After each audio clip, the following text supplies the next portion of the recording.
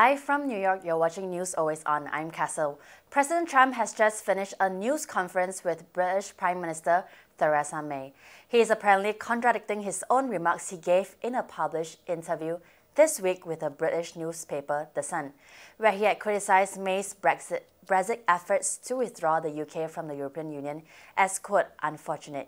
He has said that effort would probably kill the chance for any trade deal between the US and the UK. However, in today's news conference, Trump said that he did not say that. When you look at what we've done in terms of Russia, I guarantee whoever it is in Russia, they're saying, oh, gee, do we wish that Trump was not the victor in that election. We have been far tougher on Russia than anybody, and probably than, look, I'm not going to go down 100 years, but certainly we have been extremely tough on Russia, including the fact that when the Prime Minister called, when they had a horrible thing happen right here, very close by, she asked, would I do something, and maybe I'd let you tell the number, and it was far greater than anybody else, including the Prime Minister. We expelled how many people? 60. And Germany did 3, as an example. So Germany, big country, powerful country, they did 3. The fake news doesn't want to talk about it. So it really is. We have been very strong on Russia. I take your point, but when he sees the headlines about the fighting, I take your point about what happened at the end of NATO. The headline he sees isn't the headline. Yes, there was fighting, because I said you got to put up more money. We have to be stronger. We have to be unified. The headline he sees isn't what's happening during the morning. The headline he sees is what happened in the afternoon, where we came together as one, where they're putting up billions of dollars more. I'll give you an example. And you know this is a confirmed number. $34 billion more was raised since I became president in NATO. That means that the other 28 countries have put in $34 billion more into NATO. Do you think Putin's happy about that? I don't think so. But we have a lot of false reporting in this country. I don't think you have that in your country, do you, Prime Minister? Okay, go ahead. Ask the Prime Minister. As well. President Trump told The Sun. They asked about Boris Johnson. I said, yeah, how would he be as a prime minister? I said, he'll be a great prime minister. He's been very nice to me. He's been saying very good things about me as president. I think he thinks I'm doing a great job. I am doing a great job, that I can tell you, just in case you haven't noticed. But Boris Johnson, I think, would be a great prime minister. I also said that this incredible woman right here is doing a fantastic job, a great job. And I mean that. And I must say that I have gotten to know Theresa May much better over the last 2 days than I've known her over the last year and a half. I mean, we've spent more time in the last 2 days. Yesterday I had breakfast, lunch, and dinner with her. Then I said, what are we doing tomorrow, which is today? Oh, you're having breakfast and lunch with Theresa May.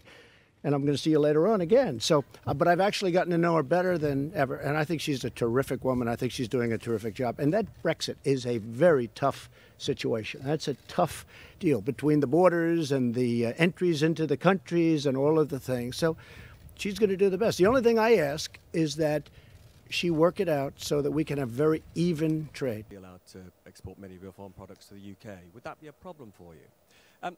Prime Minister, Look, Robert, lots of people give me advice about how to negotiate with the European Union. My job is actually getting out there and doing it, and that's exactly what I've done. And as you know, as we've been going through these negotiations, there have been 1 or 2 sceptical voices, perhaps from some of you arrayed before me today, about whether we would achieve what we would achieve in December. We had got that joint report, that joint agreement on citizens' rights and those other issues. We got the implementation period in March. I give our relationship, in terms of grade, the highest level of special. So we start off with special.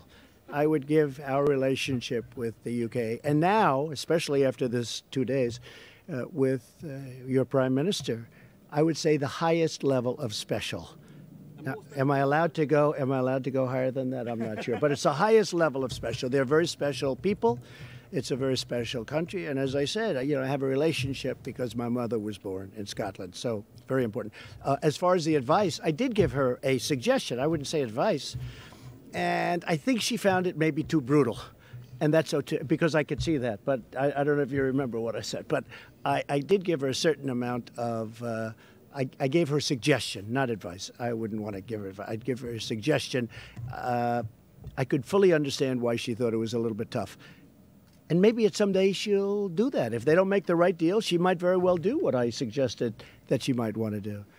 But it is not an easy thing. Look at the United States, how the European Union has taken advantage systematically of the United States on trade. It's a disgrace.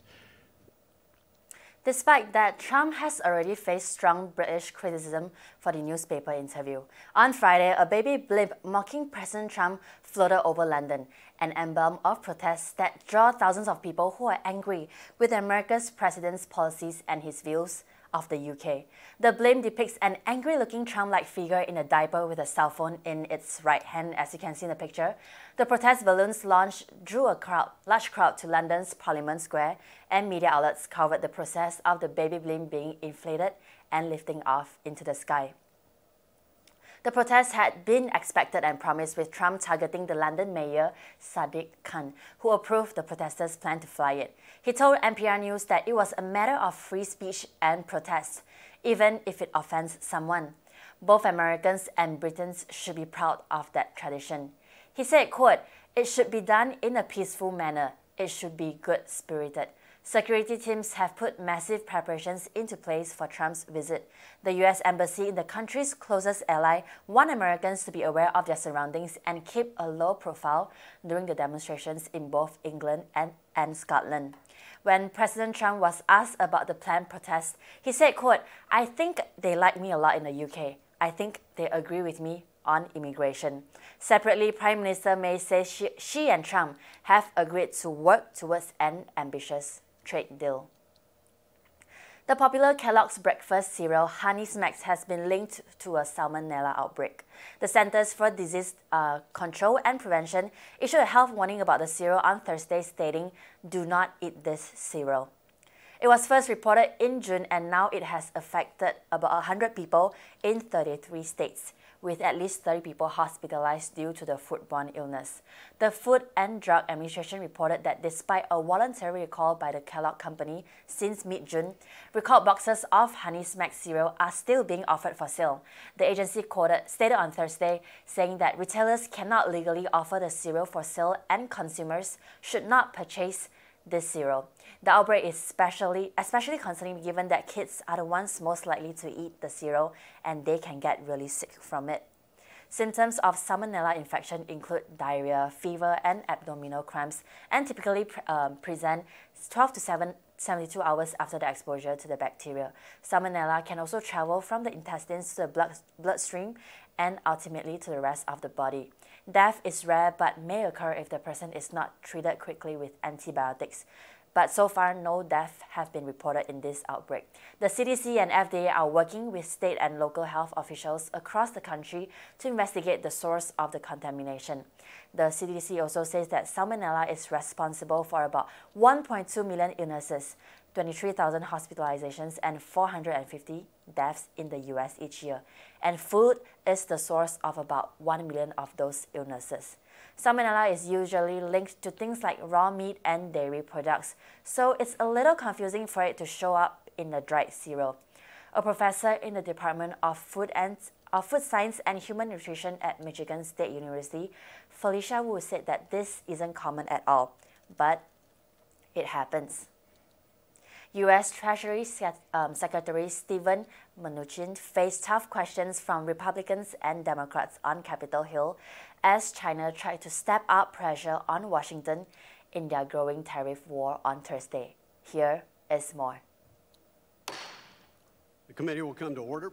Without objection, the chair is authorized to declare recess of the committee at any time, and all members will have 5 legislative days within which to submit extraneous materials to the chair for inclusion in the record. The President is very focused on free and fair trade.